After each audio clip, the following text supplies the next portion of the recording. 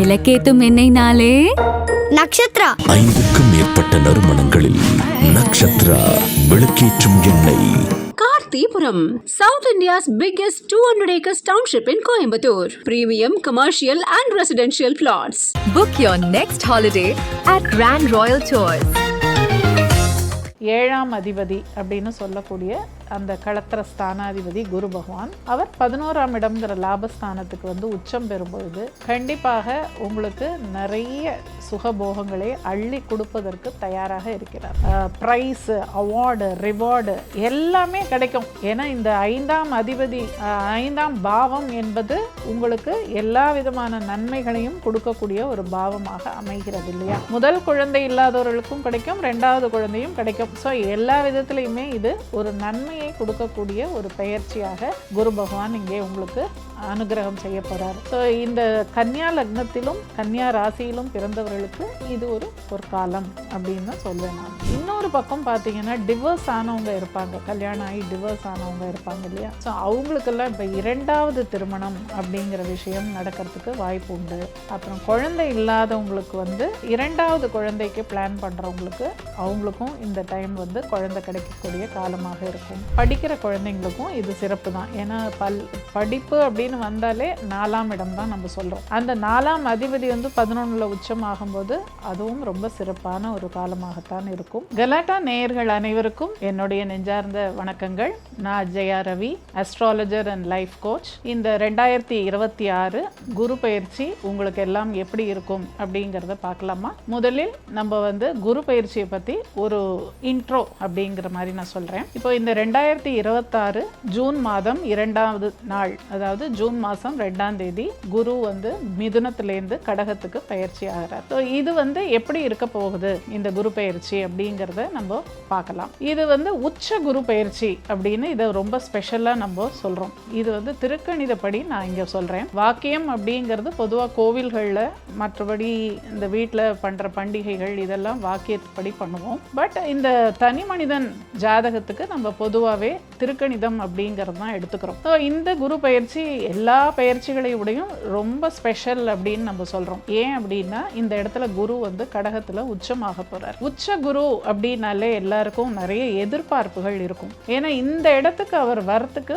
12 வருஷம் ஆகுது. ஸோ அந்த 12 வருஷத்துக்கு ஒரு தடவை அவர் வரக்கூடிய அந்த குரு பகவான் இங்கே உச்சமான நிலையில் என்ன மாதிரி பலனை கொடுப்பார் அப்படின்னு எல்லாருக்குமே ஒரு ஆவல் அப்படிங்கிறது இருக்கும். இந்த குரு வந்து இப்போ கடகத்துல வந்து உச்சமாகும் போது இது ஒரு சிறந்த நிலை குரு பகவானுக்கு. இங்க பலவிதமான மாற்றங்கள் நடக்கும். அதாவது தனி மனிதன் வாழ்க்கையா இருந்தாலும் சரி, உலக அளவுலையும் சரி, நிறைய மாற்றங்கள் அப்படிங்கிறது ஏற்படும். பெரிய டிரான்ஸ்ஃபர்மேஷன் அப்படின்னு சொல்லுவாங்க இல்லையா இங்கிலீஷ்ல, அந்த மாதிரி. ஏன்னா இந்த குரு பகவான் வந்து இந்த ராசி சக்கரத்துல அவர் 9 குடைய பாக்யாதிபதி அப்படின்னு சொல்றோம். அவரே 12 குடையவர், அந்த மோட்சஸ்தானத்துக்கும் அவரே அதிபதி. அப்ப அவர் வந்து கடகத்துல உச்சமாகும் போது, கடகம்ங்கிறது நம்மளுடைய இந்த காலச்சக்கரத்தின் 4ஆம் இடம் சுகஸ்தானம் அப்படின்னு சொல்றோம். ஸோ அந்த சுகஸ்தானத்துல வந்து அவர் உச்சம் அடையும் போது கண்டிப்பாக பல நல்ல விஷயங்களை செய்வார் அப்படின்னு ஒரு எதிர்பார்ப்போட நம்ம ஒவ்வொரு ராசிக்கா இப்ப பார்ப்போம். கன்னி லக்னம் கன்னி ராசியில் பிறந்தவர்களுக்கு இந்த 2026 குரு பயிற்சி எப்படி இருக்கும்னு பார்க்கலாம் வாங்க. கன்னி லக்னம் ராசியில் பிறந்தவர்களுக்கு குரு பகவான்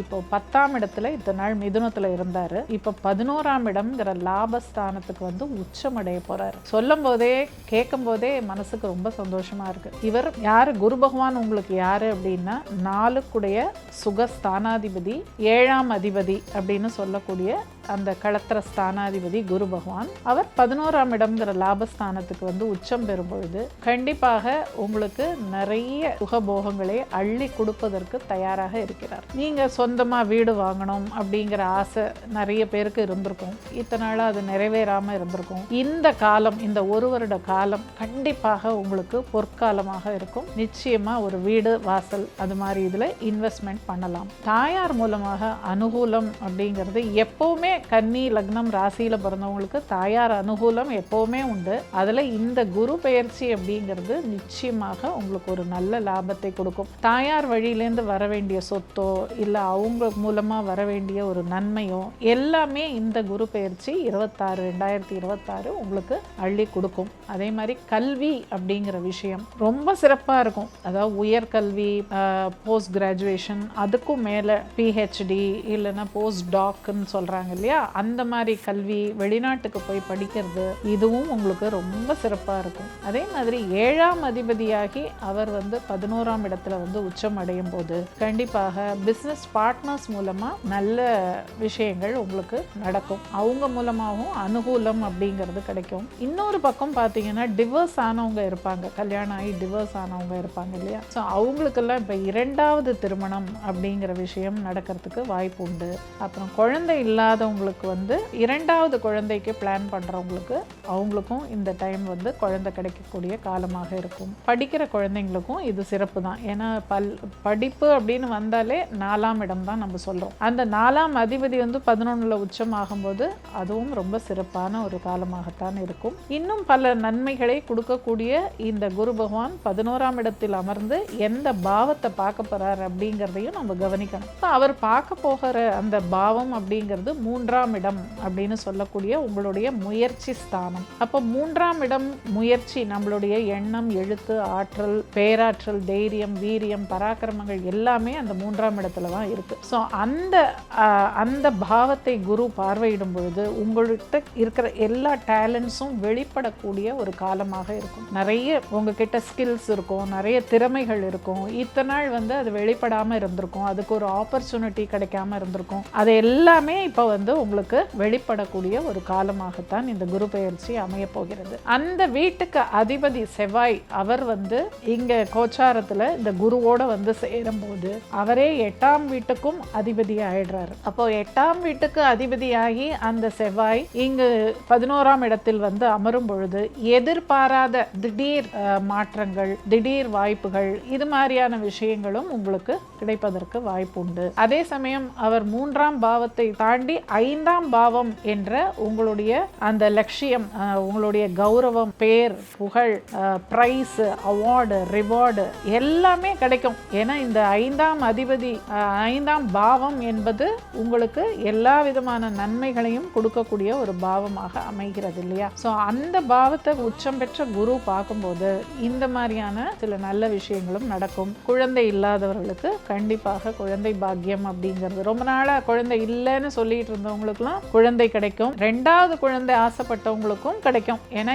7ஆம் பாவத்தையும் குரு பகவான் பார்க்க போறாரு, 9ஆம் பார்வையா பார்க்க போறாரு. ஸோ முதல் கல்யாணம் ஆகாதவங்களுக்கும் ஆகும், 2வது திருமணத்துக்கு காத்துட்டு இருக்கிறவங்களுக்கும் கிடைக்கும், முதல் குழந்தை இல்லாதவர்களுக்கும் கிடைக்கும், 2வது குழந்தையும் கிடைக்கும். ஸோ எல்லா விதத்திலையுமே இது ஒரு நன்மையை கொடுக்கக்கூடிய ஒரு பெயர்ச்சியாக குரு பகவான் இங்கே உங்களுக்கு அனுகிரகம் செய்ய போறார். ஸோ இந்த கன்னியா லக்னத்திலும் கன்னியா ராசியிலும் பிறந்தவர்களுக்கு இது ஒரு காலம் அப்படின்னு சொல்லுவேன் நான். இப்போ இந்த குரு பகவான் இந்த பெயர்ச்சியில சனியோட நட்சத்திரத்துல, பூச நட்சத்திரத்துல அவர் சஞ்சாரம் பண்ணும் அந்த காலம் சனி பகவான் அப்படிங்கிறவர் இந்த கன்னியா லக்னத்துக்கு ராசிக்கு 5, 6 குடையவர் இல்லையா, அவர் போய் அவருடைய நட்சத்திரத்திலேயே இந்த குரு பகவான் சஞ்சாரம் செய்யும் பொழுது ஏதான ஒரு காம்படிட்டிவ் எக்ஸாம்ஸ் எல்லாம் எழுதுவாங்க இல்லையா குழந்தைங்களோ, இல்லை பெரியவங்களே கூட காலேஜ் படித்து முடிச்சுட்டு உயர்கல்விக்காக சில எக்ஸாம்ஸ் எல்லாம் எழுத வேண்டியது இருக்கும். அந்த மாதிரி நீட் எக்ஸாமோ இல்லை வேற ஏதோ காம்படிட்டிவ் எக்ஸாம்ஸ்,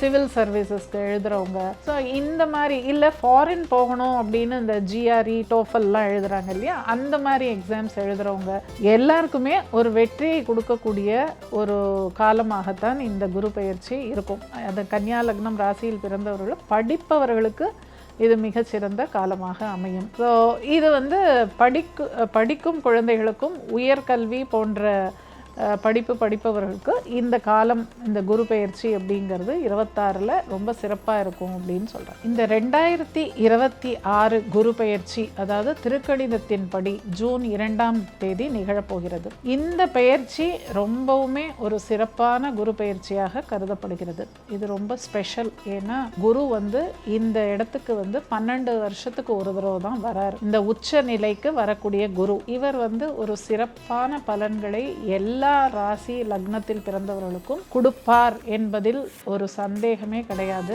ஏன்னா உச்ச நிலையில் இருக்கும்போது அவருடைய அருள் அப்படிங்கிறது ரொம்ப ஒரு அதிகபட்சம் உச்சபட்சமாக இருக்கும் அப்படிங்கிறதுல ஜோதிடத்தில் ஒரு ஸ்ட்ராங்காக ஒரு நம்பிக்கை உண்டு.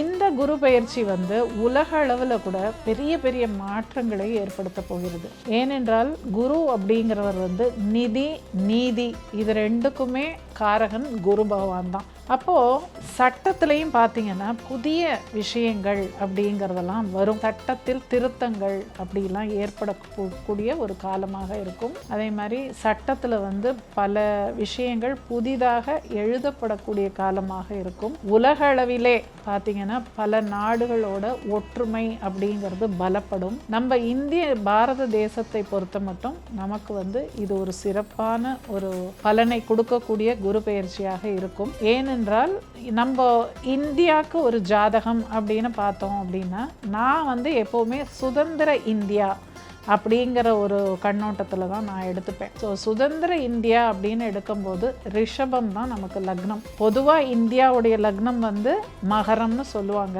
பட் நான் 1947 ஆகஸ்ட் 15 நமக்கு சுதந்திரம் கிடைச்சது இல்லையா, அந்த நேரத்துக்கு ஜாதகம் போட்டால் ரிஷபம் அப்படிங்கிறது தான் நமக்கு ஜாதகமாக அந்த லக்னமாக அமைகிறது. ஸோ அதுக்கு பார்க்கும்போது இந்த குரு பயிற்சி கண்டிப்பாக நம்ம பாரத தேசத்திற்கு ஒரு நல்ல பலனை கொடுக்கும் அப்படிங்கிறத நான் நம்புகிறேன். அதுலேயும் அந்த சனியோடைய பூச நட்சத்திரத்தில் குரு பகவான் சஞ்சாரம் செய்யும் பொழுது நம்ம பாரத தேசத்திற்கு அது 9-10 சனி பகவான் தர்ம கர்மாதிபதினு சொல்லக்கூடிய சனி பகவானுடைய நட்சத்திரத்தில் அவர் செல்லும் பொழுது புதிய சட்ட சீர்திருத்தங்கள் அப்படிங்கிற விஷயம்லாம் வரும். சட்டம் ஒழுங்கு அப்படிங்கிற விஷயத்தில் நிறைய மாற்றங்கள் வரும். பெரிய பெரிய டிரான்ஸ்ஃபர்மேஷன்ஸ் அப்படிலாம் நடக்கும். உலக நாடுகளுக்கு மத்தியில் இந்தியாவுக்கு ஒரு தனி பெருமை அப்படிங்கிறது கிடைக்கும். நம்ம தேசத்தை பொறுத்த மட்டும் இது ஒரு பாசிட்டிவான குரு பெயர்ச்சி அப்படின்னு எடுத்துக்கலாம். அதே மாதிரி சுபிக்ஷம் வளம் அப்படின்னு எடுக்கும்போது விவசாயத்துறையாகட்டும் இல்லை மற்ற துறைகள் கூட, அதாவது பொருள், அதாவது தங்கம். இப்போ குரு அப்படின்னு வந்தாலே அவர் தங்கத்துக்கு அதிபதி காரகன் அப்படின்னு சொல்கிறோம். அப்போ தங்கமோட விலையெல்லாம் இப்போ எங்கேயோ போயிடுச்சு, நமக்கு தெரியும் இல்லையா. அந்த நிலையிலேருந்து கொஞ்சம் சில மாற்றங்கள்லாம் வரும் நமக்கு. அதாவது இந்த உச்சபட்ச கட்டத்தில் போய் தங்கம் விலையெல்லாம் இப்போ இருக்குது. அதுலேருந்து கொஞ்சம் விலை கொஞ்சம் இறங்கிறதுக்கு வாய்ப்புகள் உண்டு. ரொம்ப அப்படியே டிராஸ்டிக்காக விலை குறையும் அப்படின்லாம் நான் சொல்ல வரல. பட் நிச்சயமாக அதில் ஒரு மாற்றம் வரும். அதே மாதிரி தங்கம் மற்றும் அல்லாமல் மற்ற உலோகங்கள் அது மாதிரியான விஷயங்களும் விலை குறைப்பு அந்த மாதிரியான ஒரு விஷயங்களும் நடக்கும். ஸோ மொத்தத்தில் இது ஒரு சாதகமான குரு பயிற்சியாக அனைவருக்கும் அமையும் அப்படிங்கிறதுல எந்த மாற்று கருத்தும் இல்லை. இப்போ இந்த உச்சமான குரு இந்த கடகத்தில் அவர் சஞ்சாரம் செய்யும் பொழுது இதை ரொம்ப ஒரு வசதியாக சொல்கிறாங்க. ஏன் அப்படின்னா இங்கே குருவை நம்ம ஜீவகாரகன் அப்படின்னு சொல்கிறோம். எல்லா உயிரினங்களுக்கும் உயிரோட்டம் அப்படிங்கிற விஷயத்தை கொடுக்குறவரே குரு பகவான் தான். அதுலேயும் அந்த பூச நட்சத்திரம் அப்படிங்கிறது ரொம்ப ரொம்ப விசேஷமான ஒரு நட்சத்திரம். அதாவது மகான்கள், பெரிய பெரிய மகான்கள் எல்லாம் பிறந்தது இந்த பூச நட்சத்திரத்தில் தான். அதே மாதிரி பெரிய பெரிய மகான்கள்லாம் ஜீவ சமாதி அடைஞ்ச நட்சத்திரமும் பார்த்திங்கன்னா மோஸ்ட்லி இந்த பூச நட்சத்திரத்தில் தான் ஜீவ சமாதி ஆயிருப்பாங்க. ஸோ அப்படிப்பட்ட ஒரு பூச நட்சத்திரத்தில் இந்த குரு பகவான் ஒரு சுப கிரகமாகி அவர் சஞ்சாரம் செய்யும் பொழுது இது எல்லாருக்கும் நன்மையை கொடுக்கும் அப்படிங்கிற ஒரு நம்பிக்கையில் சொல்கிறேன். என்னென்னா மகான்களை போய் தரிசிங்க. எவ்வளோக்கு எவ்வளோ நீங்கள் போய் மகான்களை தரிசிக்கிறீங்களோ அவ்வளோக்கு அவ்வளோ உங்களுக்கு நல்ல விஷயங்கள் நடக்கும். அதே மாதிரி ஜீவ சமாதிகள் அவங்கவுங்க வசிக்கிற ஊரில், நீங்கள் எந்த ஊரில் வேணால் இருக்கலாம், உங்கள் ஊரில் எந்த ஜீவ சமாதி இருக்கோ அந்த மாதிரியான சித்தர்கள் சமாதியை போய் நீங்கள் தரிசிச்சுட்டு வரலாம். அவங்கள்ட்ட போய் பிரார்த்தனை பண்ணலாம், போய் தியானம் பண்ணுங்கள். போய் 10 நிமிஷம் உட்கார்ந்தாலும் தியானம் பண்ணுங்கள். ஆத்மார்த்தமாக அந்த மகான்களோட நீங்கள் உங்கள் மனசை விட்டு பேசலாம். பேசும்போது அவங்களுக்கெல்லாம் மரணம் அப்படிங்கிறதே கிடையாது. ஏன்னா இந்த மகான்கள் சித்தர்களுக்கெல்லாம் அவங்களாம் இம்மார்ட்டல் சோல்ஸ் அப்படின்னு சொல்லுவாங்க. அவங்களுக்கு மரணம் என்பதே கிடையாது. அப்போ நீங்கள் எப்போ போய் உட்காந்து அங்கே தியானம் பண்ணி அவங்களோட பேசி உங்கள் கஷ்டங்களையோ எப்போவுமே கஷ்டங்களை தான் போய் சொல்லணும்னு இல்லை, உங்ககிட்ட இருக்கிற சந்தோஷமான விஷயங்களையும் சொல்லலாம், நன்றி சொல்லலாம். உங்களுக்கு என்னெல்லாம் இந்த பிறவியில் கிடச்சிருக்கோ நல்ல விஷயங்கள் அதெல்லாம் போய் நன்றி சொல்கிறதுக்கு கூட நீங்கள் போகலாம். அது மாதிரி ஒரு தியான நிலையில் இருந்து இது மாதிரிலாம் பண்ணிங்கன்னா இந்த குரு பயிற்சி பல கெட்ட விஷயங்களை கூட உங்கள் கிட்ட வராமல் உங்களை பாதுகாத்து உங்களுக்கு ஒரு நல்ல பயிற்சியாக இந்த குரு பயிற்சி அமையும் அப்படிங்கிறதுல ஆணித்தரமாக நான் சொல்கிறேன். தயவு செஞ்சு எல்லாருமே இதை பண்ணுங்கள். கோவில்களுக்கும் போங்க, நான் வேண்டாம்னு சொல்லலை. கோவில்களுக்கு போகிறத விட இந்த ஜீவ சமாதிகளுக்கு போகும்போது அந்த மகான்கள் எழுந்து வந்து உங்களை ஆசிர்வதிப்பாங்க. அந்த அளவுக்கு இது ஒரு முக்கியமான ஒரு குரு பயிற்சி அப்படிங்கிறத இங்கே வலியுறுத்தி சொல்கிறேன். எல்லோரும் கடைப்பிடியுங்கள், எல்லோரும் இன்புற்று வாழ வேண்டும் என்று வாழ்த்தி வணங்குகிறேன். விளக்கேத்தும் எண்ணெய்னாலே நக்ஷத்ரா. 5க்கும் மேற்பட்ட நறுமணங்களில் நக்ஷத்ரா விளக்கேற்றும் எண்ணெய். கார்த்திபுரம், South India's biggest 200 acres township in Coimbatore. Premium commercial and residential plots. book your next holiday at Grand Royal Tours.